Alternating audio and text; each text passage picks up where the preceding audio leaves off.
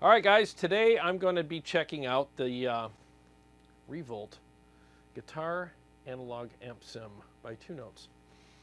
All right, guys, today I'll be checking out the ReVolt Guitar Analog Amp Sim. All right, guys, today I'll be checking out the ReVolt Guitar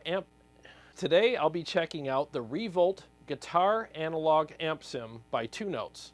Let's get started.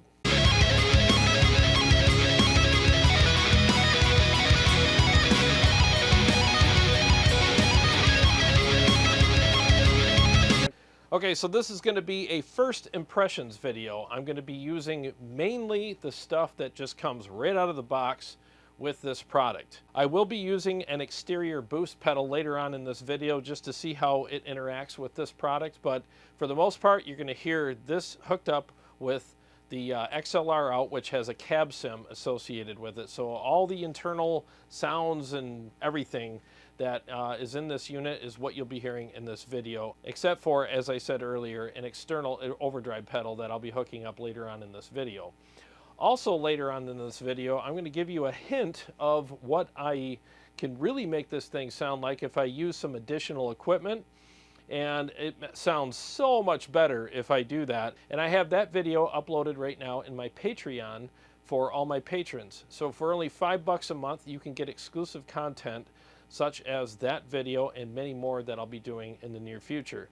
In that video, I discuss how I really make this thing sound amazing. And there's just a couple of things that I had to change to make that happen, and one of them is an additional piece of equipment that is necessary for this to sound actually much better than it does. So if you're interested in something like that, feel free to join my Patreon. Again, it's only $5 a month for additional exclusive content for just you guys. And for $10 a month, not only do you get the bonus exclusive content, you also get 50% off of all of my KEMPER profiles and Quad Cortex capture packs that are on my website, tonewars.com.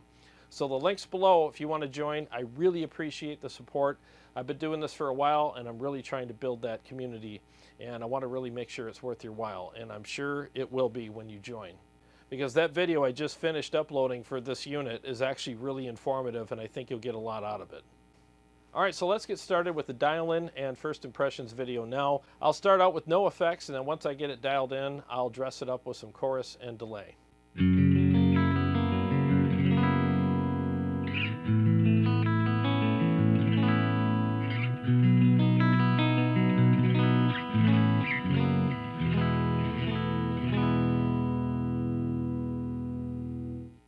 Alright, so it's a pretty darn good clean channel. So let's go ahead and screw around with the knobs, and I'm also going to engage the boost on this channel. And what the boost does on this channel is it actually adds some nice chime or some brightness to the top end.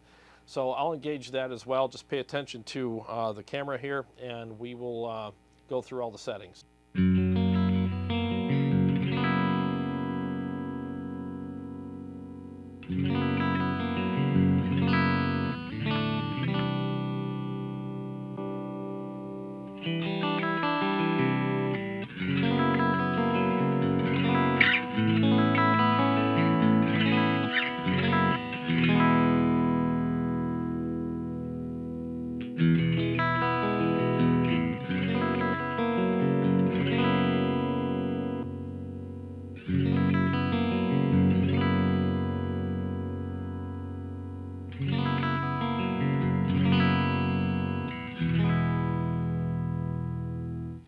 Okay, so as you heard, the boost definitely adds some top end and chime to it. So depending on your pickups and your taste, you'll like one of those settings over the other. So let's go ahead and dress it up now. Let's turn on the Julia chorus and my Flashback 2 delay pedal and see how it sounds with those. And I have the boost off on the channel now because I kind of like it off, I guess, for right now because it sounds warmer. And I'm using the coil tap on the guitar, so it brightened it up anyway. So let's go ahead and see how it sounds with that.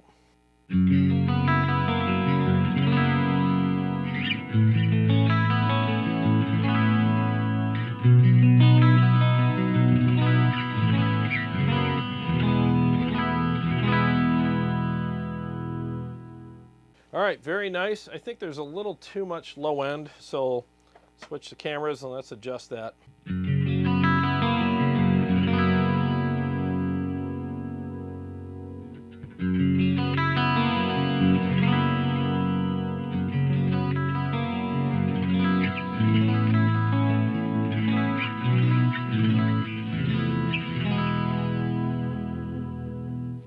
I don't know what the hell one of those chords were. It sounded kind of weird, but I don't care. So yeah, it sounds really good. It's a very good, clean channel. So now let's get into the fun stuff. Let's switch over to channel 2. And this is the crunch channel. This is, I guess, like a plexi channel. And this also has a boost associated with it. Okay, so if you turn that on, it turns red. That means the boost is engaged. And the boost is here. You can adjust it anywhere you want. It's basically a volume boost in front of the amp, so it's like a dB boost. So there's no real tone sculpting there. It just shoves the signal into the amp a little harder. Makes it a little more responsive and a hair, more aggressive, but it's not going to replace your overdrive pedal. And we'll go over all that stuff in a couple minutes. But for now, let's just hear what this channel sounds like at these settings.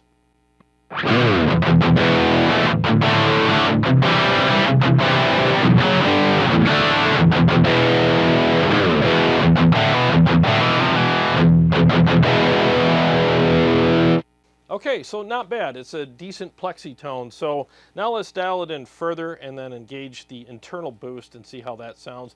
I'm just trying to get this thing to sound as mean as I can and make it more responsive.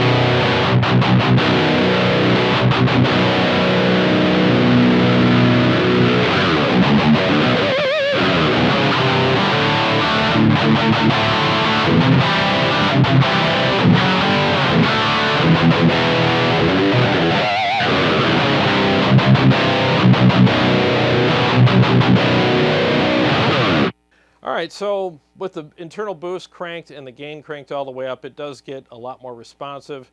I mean, it's a plexi channel, so it's not going to be super ultra modern metal. Here's the thing though. I think one of the issues with this particular unit is the cab sim that's associated with the XLR out on it.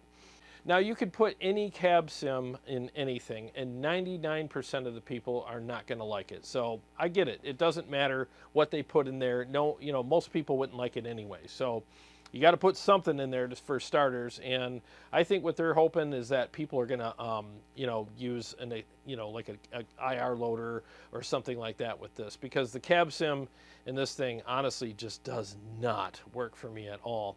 And if you watch my my video on my Patreon, you'll find out there's a huge difference in tone and feel and even music genres that you can use this thing for with the right cab sim. So anyways, that to me is its weak point. And let me say this too. I think they would have been better served to put an IR loader inside. Maybe something like 10 IRs. You can load in 10 of your favorite impulse responses and cycle through those until you find the right one that works for you. I think that would have been a huge benefit to this product, because like I said, the impulse response that comes with it, I don't like at all. It's just really soft, dull, and it just, I don't know. It sounds like a, I don't know, a classic rock sound, but not as good, if that makes sense. So anyways, let's go back to dialing this channel in. I have the boost engaged, and it's cranked, and the gain's cranked as well. So it's still not 100% doing it for me. So let's go ahead and incorporate an additional overdrive pedal and dial it in further. Let's use the KSR Eros pedal. That seems to work really well with this thing.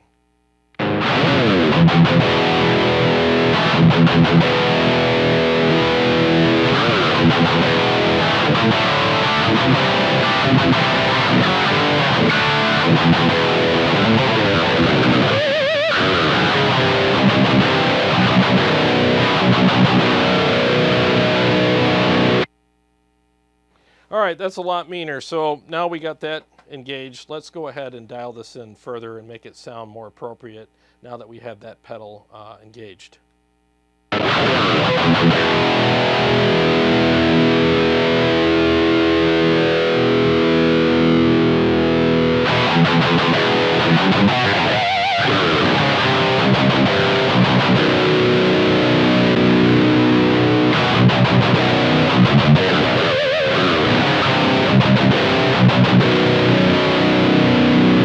All right, so I just turned off the internal boost and left the KSR Eros pedal on, and it just sounds so much better, and it's more responsive as well.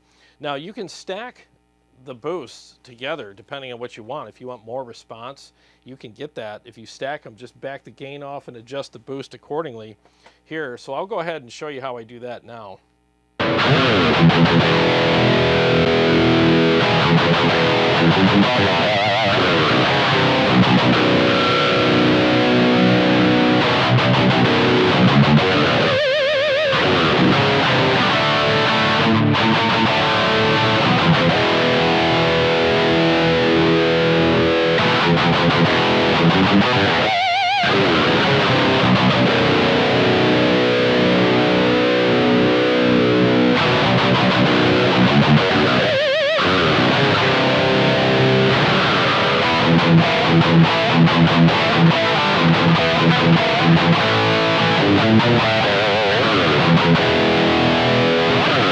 Okay, that sounds a lot better. It really does, and it feels a lot better too. And you might have to adjust like the, you know, the EQ on it. Maybe take the treble down a little bit. Let's mess around with that.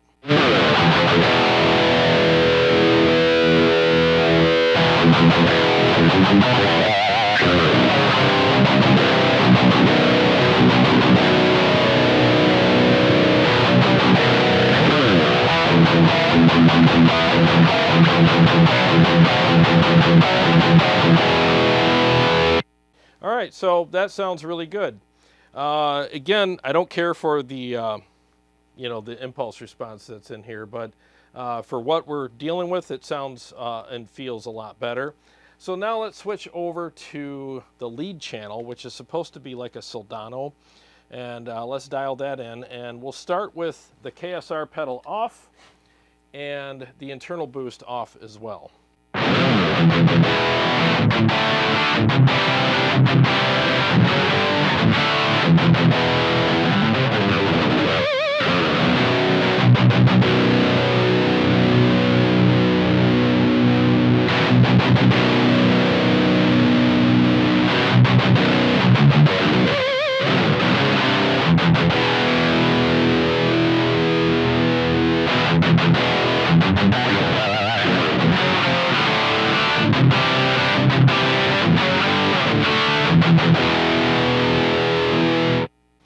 Okay, so with this impulse response, it does not sound anything like a Soldano, but I figured it out in my next video that I have on my Patreon. I mean, that one, I figured out a lot of stuff to make this thing sound better and closer to what a Soldano really sounds like.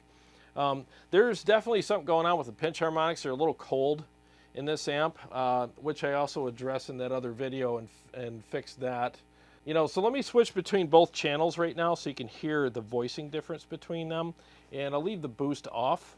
both internally and externally, and show you what they sound like.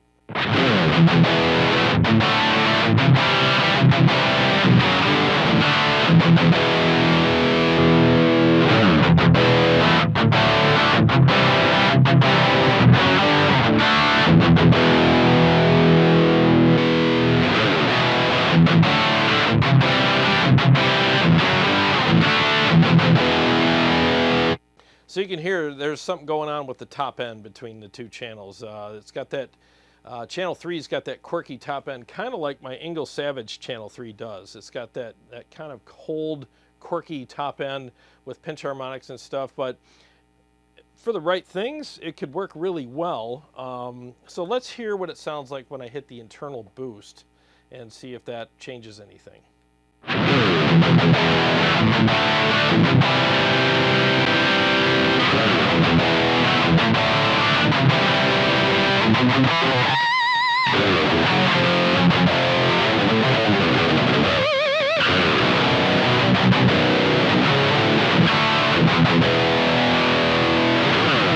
Yeah, it definitely gets more aggressive and has a better feel and gets, you know, more responsive. But yeah, I mean, it's a decent channel, but this IR is really not doing it any favors. Can't emphasize this enough. If you end up getting this, get an IR loader because it will help you tremendously. Now let's go ahead and see what it sounds like. I'm going to turn the internal boost off, and I want to see what it sounds like on channel 3 with the KSR Eros pedal.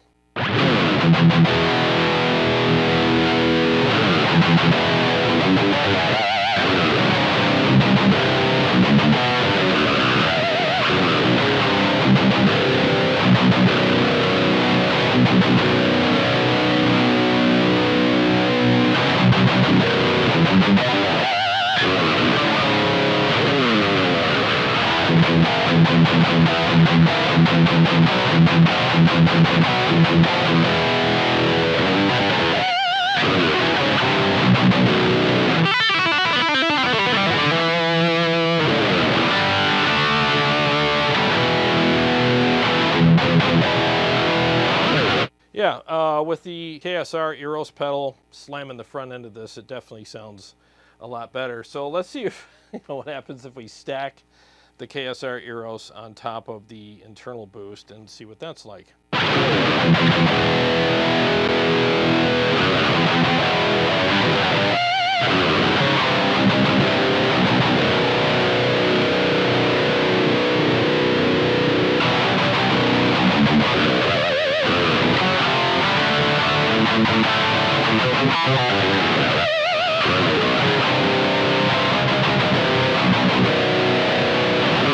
All right, that could be a little much. So I would say that if you're going to use the KSR Eros, you don't need the internal boost.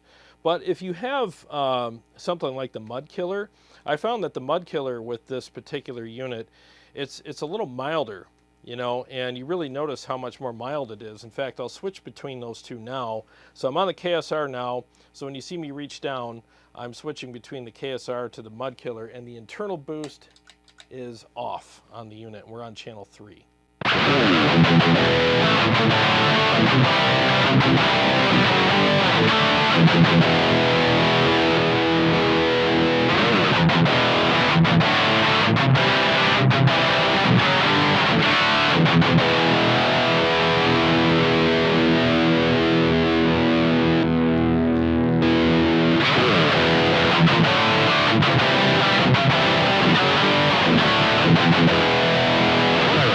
Okay, so I went from the KSR to the Mud Killer and then back to the KSR again. And there's a pretty big difference. So if you got a pedal that's really aggressive like the KSR, it'll slam this thing pretty hard and make it really aggressive. But with the Mud Killer, or maybe like just your average run-of-the-mill overdrive pedal, you might want to stack it with the built-in boost on this. Again, the built-in boost on this does nothing for the tone sculpting. It just slams the front end with a little more volume and gives it a push and just makes it more responsive, but there's no tone sculpting involved. So you're going to need an external boost to sculpt the tone anyways. So why not stack them if need be, depending on your taste and your pickups and all that. Make the adjustments both on your pedal and on the ReVolt knobs and built-in boost and all that stuff, and really fine-tune things and make it sound awesome for you. So basically with this unit, I think there's a lot of potential with it. It's all analog. It's very small. It's very lightweight. It's a pretty affordable product as well. And there's a lot of good tones in here. That's where I think it really shines. You have 3 great channels that sound awesome. You definitely have some good potential with this unit to dial in some great guitar tones on all 3 channels. It takes effects really well. I mean, it sounds awesome with effects. And it takes a boost pedal really well. So, I mean, it's got an effects loop, it's got MIDI. I mean, there's all kinds of great features on it.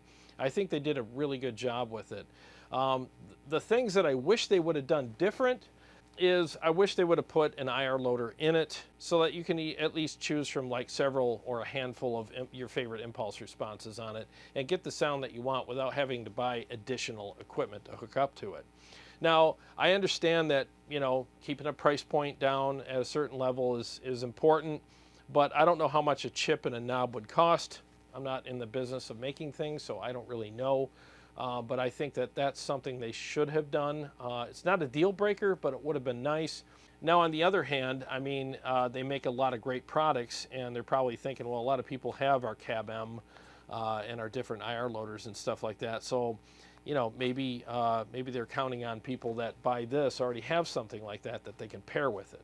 And it's not like the cab-M is super expensive. It's a pretty affordable product, and there's a lot more to it than just impulse responses. I mean, there's a lot of tone shaping options that you get with that product. And if you pair it with this, I'm sure the sky's the limit, and it'll sound much better. So, that being said, I really think that this is a really good unit. And if you're interested in seeing more about it, please join my Patreon. And I'm telling you, that video is very informative, and I really make this thing sound way different and way better. And can it do metal? Yeah, I think it can with the right impulse responses and the right dial-ins and some of the stuff that I shared in that video.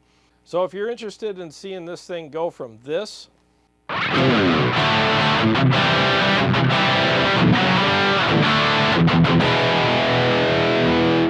to this,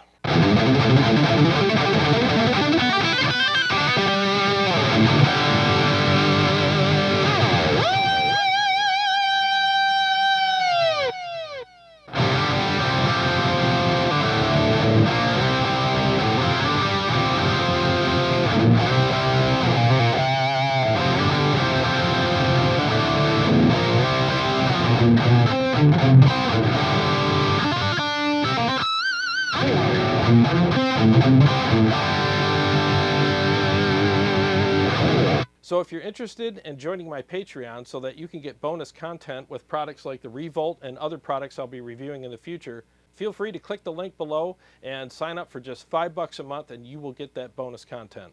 And for $10 a month, you will not only get the bonus content, but you will also get half off on my Quad Cortex captures and my KEMPER profiles. I look forward to seeing you there and on my next video.